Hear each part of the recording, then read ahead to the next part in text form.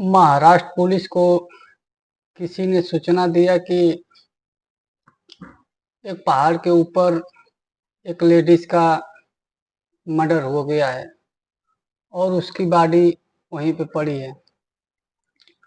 जब पुलिस वहां पे पहुंचती है तो देखती है एक महिला जो कि मुसलमान है, उसके साथ रेप भी हुआ है और कुछ वहां पे दवा भी पड़ा है जो कि सेक्स बड़ा पावर की होती है, और कुछ कंडोम भी पड़ा है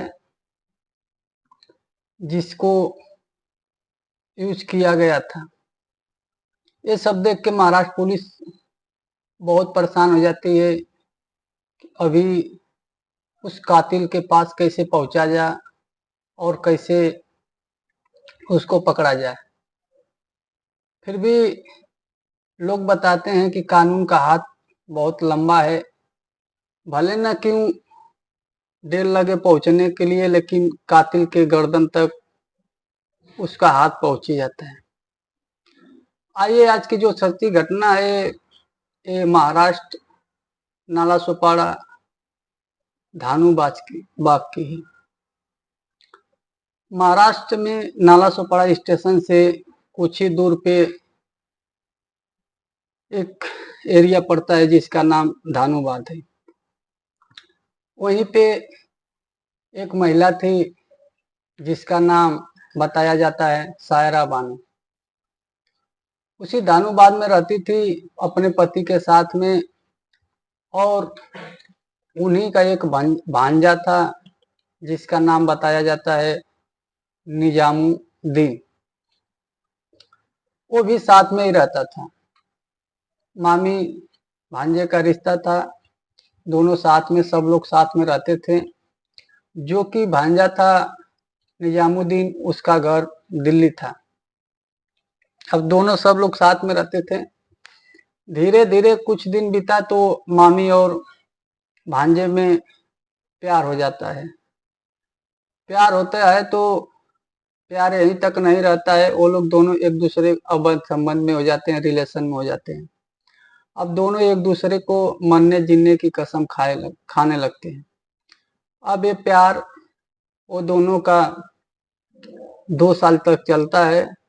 2 साल के बाद निजामुद्दीन जो है जाता है दिल्ली अपने घर, और जाकर वहीं पे अपनी शादी कर लेता है। जो कि मामी से वादा किया था कि मैं अपनी जिंदगी तुम्हारे साथ ही बिताऊंगा, मैं अपनी शादी नहीं करूंगा, लेकिन वहां जाकर अपनी शादी कर लेता है। ये बात जो सायरा बानो को पता चलती है, उसके मन में बहुत दुख होता है, बहुत तकलीफ होता है कि मैंने जिसको अपना सब कुछ लुटा दिया उसने मेरे साथ ऐसा किया। अब वो उसको फोन करने लगती है और बुलाने लगती है कि तुम एक बार आओ, मेरे से एक बार मिलो। अब दिन भर में, रात भर में वो कितना फोन उससे कर देती थी उसका कोई गिनती नहीं था। वो फोन से परेशान था, सोचता था कि मेरी बीवी भी घर पे है, नई नई आई है, अगर ये बात कहीं मेरी मामी अगर मेरे बीवी को बता देगी तो मैं अपने बीवी के नजर में गिर जाऊंगा और उसके सामने कैसे मुंह दिखाऊंगा। उसने अपने मामी से बोला ठीक है मामी, मैं बॉम्बे आ रहा हूँ। बॉम्बे आता है और 27 मई को मामी से मिलने का वादा करता है। मामी से मिलने का वादा करता है, बोलता है तुम पहाड़ के पास में झाड़ियों के बीच में आ जाओ। अब मामी टाइम जो दिया था उस टाइम पे उस पहाड़ के पीछे और थोड़ा झाड़ी थी, उधर जाती है। अब ये दोनों में बात कहा सुनी होने लगी, बात होने लगी। मामी बोल रही तुमने मुझे धोखा दिया, ऐसा मेरे साथ क्यों किया, तुमने तो बोला था मुझे कि मैं तुम्हारे साथ ही अपनी जिंदगी बिताऊंगा, फिर भी तुमने मुझे धोखा दिया। अब वो निजामुद्दीन है जो बोलता है मेरे से जो गलती हो गया हो गया, अभी से ऐसा कुछ नहीं होगा। फिर से वो दोनों में वही बात हो गया, वैसा ही प्यार हो गया, वैसे ही चला। अभी तो उस दोनों ने बात किया, मजाक मस्ती किया और दोनों ने संबंध भी बनाए और संबंध बनाकर उसके साथ संबंध तो बनाता ये निजामुद्दीन और अपने मामी को जान से मारकर उसी झाड़ी के बीच फेंक देता है। फेंक कर अपने वापिस दिल्ली दिल्ली चला जाता है। अब दिल्ली चला जाता है तो इधर जो सारा बानो के पति थे उसको खोज रहे हैं, कहीं नहीं मिल रही है। बच्चे सब रो रहे हैं, 3-3 बच्चे थे लेकिन उनका कहीं पता नहीं चला है। कुछ जैसे ही 3 दिन बीतता है, यानी 30 मई को एक व्यक्ति जाता है उधर ही पहाड़ के इधर घूमने के लिए, तो देखता है एक महिला पड़ी हुई है जो कि बुड़के में है काला और मरी हुई है। ये बात आके नालासोपारा पेल्हार पुलिस चौकी पे बताता है। पुलिस वाले वहां पहुंचते हैं तो वो बॉडी को देखते हैं और वहां पे देखते हैं तो 6 पावर की कुछ गोली पड़ी थी, कुछ स्प्रे भी पड़ा था और कुछ कंडोम भी पड़ा था।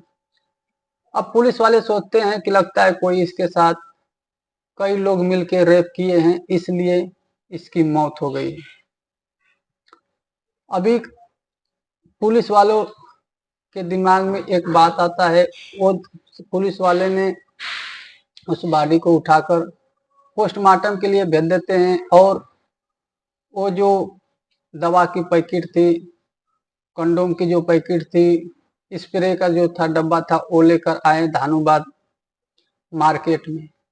जब धानुबाद मार्केट में आते हैं, सभी मेडिकल पे उस पे मेडिकल नंबर दिया रहता है, नाम दिया, उस पे जाकर चेक करते हैं, बोलते हैं ये दवा तुम्हारे इधर यहाँ से गई है।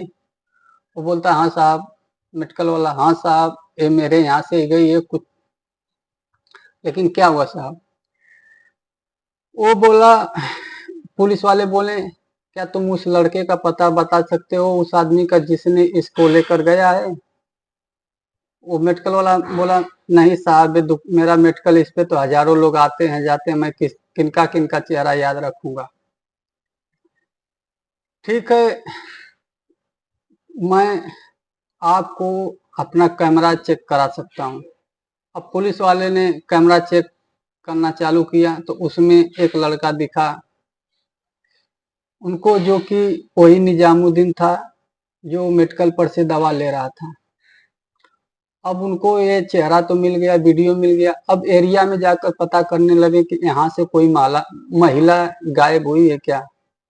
अब खोजते खोजते पहुंचे एक एरिया में तो वहां के लोग बताए हाँ एक दिन एक महिला गायब हुई है जो कि 3 दिन पहले से गायब है, आज तक नहीं मिली। उसके घर पे जाते हैं तो उसके घर पे उसका हस्बैंड नहीं रहते हैं, उसके बच्चे रहते हैं, रोते रहते हैं। वो बताते हैं कि मेरी मम्मी 3 दिन से गायब है और मेरे पापा गए हैं पुलिस चौकी। तुरंत वहां से पुलिस वाले ने चौकी पर फोन किया कि जो आदमी अपनी महिला के गुम होने का केस लेकर गया उसको फौरन धानुबाद भेज दीजिए। धानुबाद वो आता है और बाद में पुलिस उससे मिलती है और उसको वीडियो दिखाती है, बोलती है इस तुम्हारी पत्नी गायब हुई है? तो बोलता हाँ साहब मेरी पत्नी 3 दिन से गायब है, नहीं मिल रही। वो बोलता है एक बॉडी है, उसको, वो भी महिला है, मुसलमान है, उसको देखो। जब वो उस बॉडी को देखता है लगता है रोने बिलखने लगता है, बोलता है हाँ साहब ये मेरी बीवी है। बोलता है इसको किसने मारा? वो बोलता है मुझे नहीं पता है साहब किसने मारा। बोलता है ठीक है आओ मेरे साथ। फिर उसको लेकर पुलिस वाले मेडिकल पे आते हैं और वही वीडियो दिखाते हैं जो लड़का दवा ले रहा था। जब वो वीडियो में देखता है निजामुद्दीन को तो पहचान जाता है, बोलता है हाँ साहब ये मेरा भांजा है। और जब पुलिस और पूछी कि तुम्हारे बीवी का और इसका कुछ मैटर था, वो बोला हाँ साहब पहले कुछ मैटर था, इसी कारण ने मैं उसको यहाँ से भगा दिया था। अपने दूर रहता था। बोलता है, पुलिस वाले बोलते हैं अब ये लड़का कहाँ पर है, बता सकते हो? तो वो बोला नहीं साहब, ये लड़का इस टाइम शायद इसकी शादी हो गई है, दिल्ली में। अब पुलिस जो है उस केस को दिल्ली ट्रांसफर करती है और दिल्ली की पुलिस उस नंबर का उसका नंबर का लोकेशन निकाल के और उसके घर पे पहुंच जाती और पकड़कर उसको लाती है। जब पकड़ कर लाती है, उसको मारने लगती है, पीटने लगती है, तो जाके उसने अपना पूरा हकीकत बताया कि मैं उससे प्यार करता था, उसके साथ मेरा रिलेशन था, लेकिन मेरी शादी हो गई तो भी मुझे टॉर्चर करती थी। मैंने सोचा कि अब शायद मेरी बीवी जान जाएगी तो बहुत बड़ा हंगामा होगा, इसलिए मैंने अपने मामी को मारा। ऐसे करके ही उसने पकड़ा गया और पुलिस उसको रेप के और हत्या के केस जबरदस्ती रेप का और हत्या केस लगाकर उसको अंदर डाल दिए। अभी तक उसको आजीवन कारावास हो गया है। तो नमस्कार प्रणाम। मैं हर वीडियो में बताता हूँ कि ऐसा काम आप लोग मत करिए जिससे किसी का घर बर्बाद हो जाए। अगर आपको ये वीडियो कैसा लगा कमेंट करके बताइए और हमारे चैनल को सब्सक्राइब करिए और